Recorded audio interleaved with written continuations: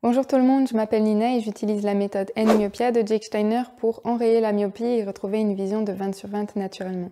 Pour ceux d'entre vous qui ne connaissent pas la méthode et qui voudraient en savoir plus, je vous laisse quelques liens dans la description. Aujourd'hui, on va parler de la mise au point active. Pour ceux d'entre vous qui connaissent déjà la méthode, vous savez que la mise au point active est le stimulus clé pour améliorer votre vision et inverser votre myopie. Et ça consiste tout simplement à regarder un objet ou un texte de préférence, parce que vous avez un meilleur contraste, qui est juste un tout petit peu flou et que vous allez essayer de rendre plus net, donc moins flou. La première chose à savoir, c'est que si vous avez un spasme ciliaire, qu'on appelle aussi spasme d'accommodation dans la littérature scientifique, vous allez avoir du mal à trouver la mise au point active. Donc la première étape, ce serait de changer vos habitudes, d'instaurer de nouvelles habitudes pour votre vision, avec suffisamment de temps passé en vision à distance pour pouvoir relaxer ce muscle ciliaire. Concrètement, ça voudrait dire la règle des 3 heures. Pour 3 heures de travail de près, vous allez faire 1 heure de pause en utilisant la vision à distance, idéalement à l'extérieur, donc sans utiliser d'écran. Vous pouvez aussi essayer de faire des petites pauses de 5 minutes en regardant au loin toutes les 20 minutes lorsque vous effectuez un travail de près. Alors le terme mise au point active peut prêter à confusion et beaucoup de personnes l'interprètent comme quelque chose qu'elles devraient forcer, manipuler. Donc elles plissent les yeux, elles clignent en serrant fort les yeux.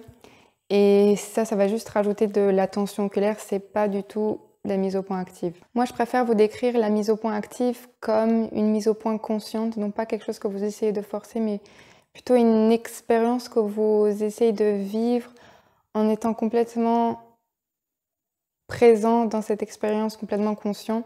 Ça va être plus facile pour les personnes qui pratiquent la méditation de comprendre ce que je veux dire. La mise au point active, c'est juste le fait de donner l'opportunité à vos yeux de clarifier une image pour la rendre plus nette.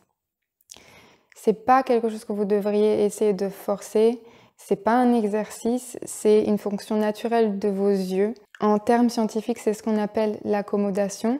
C'est quelque chose que tout le monde fait. Vos amis qui ne portent pas de lunettes le font, que ce soit consciemment ou inconsciemment. Mais vous, après des années et des années à porter des lunettes qui vous corrigent parfaitement tout le temps, c'est une faculté que vous avez un peu oubliée et il va falloir un peu de temps et de patience pour la retrouver. Moi, je l'ai trouvée la première fois en étant à l'extérieur, en utilisant ma vision à distance.